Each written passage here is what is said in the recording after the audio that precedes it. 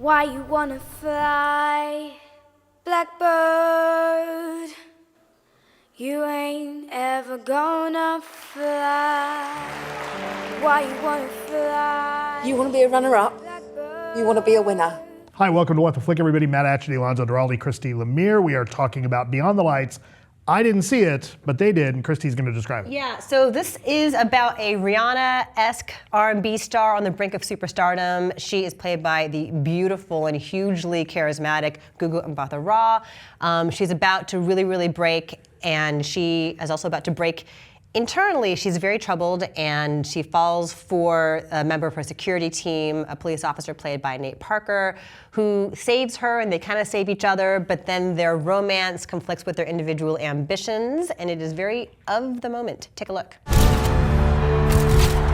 place big enough for home. Noni is supposed to be the girl that every guy wants. We're selling fantasy here. All right, let's lose the jacket. Cause your mama's name was Sloan. Everybody says I'm special because I have this voice, but I'm just saying what everybody else wants me to say. Can you look at me for a second? No, wait! Hey, look at me! I see you. I see you. I see you. Don't be scared. Just need to see it for a second. Then go wait at the curb with the rest of the groupies. What's your name? Kaz. Don't be Short for Kazan. No. Yeah. My parents thought it sounded African. You busy? Saw this? Lyrics. No one cares what I have to say. I'm listening. It's your life.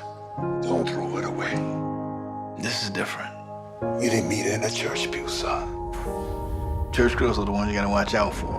Cause I hear you loud as a bomb, wanting a shoulder to I don't know how to play this game of yours. on. Here and now, you're a This thing, it's not good for her. You throw her off her game. All right, metaphor. I'll teach you to fly before. When did you ever tell me that you didn't want this? When I was on that balcony? So I love the fact that we're getting a movie about two very sexy black actors, directed by a black woman, Gina Prince Bythewood, who did Secret Life of Bees and Love and Basketball. I wish I liked this more. I think there's a lot to recommend about it. I think people should see it, but I kind of feel like I felt like there's about 4 endings, and I don't know that I liked any of them. Right, yeah, it's a little tacked on at the end. What I like about this is that it's really melodramatic, and knowingly so, right? But there's enough honesty in the interactions between Gugu Mbatha-Raw and Nate Parker. They are so great looking and have such insane chemistry with each off other. The charts, yeah, no question. And there's a real directness to the way that they interact with each other, which kind of cuts through the mayhem of her fame and of his political aspirations.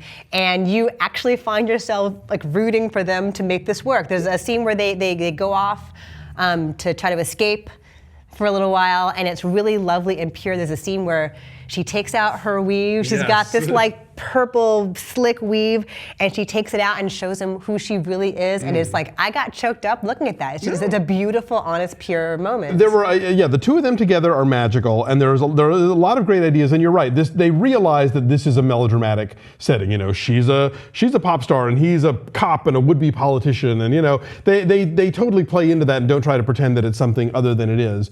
But like, I think they occasionally overplay the hand of mirroring her image management by her mother, played by Minnie Driver, and by her label, and by all these people, with his image management, because with his pushy father, played by Danny Glover, and how like he's got to, charm these, local ministers to get their votes in that district. And, it's like, literally they cut from a scene where she's being dolled up for a photo shoot, and then he's being fitted for a suit, and it's kind of like, okay, yeah, we get it movie, But I think they're not too far off in that, and that's maybe why they understand each other. Like their lives would seem totally extremely different, but there's this thing that they get about each other. There's a line that is repeated a few times of "I see you," and they do actually actually. Gina Prince Bythewood, I interviewed her for UCLA Magazine.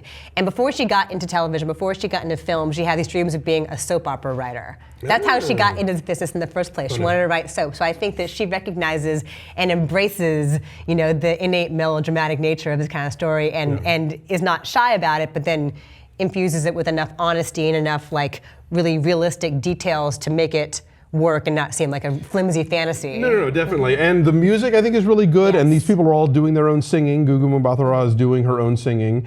I'm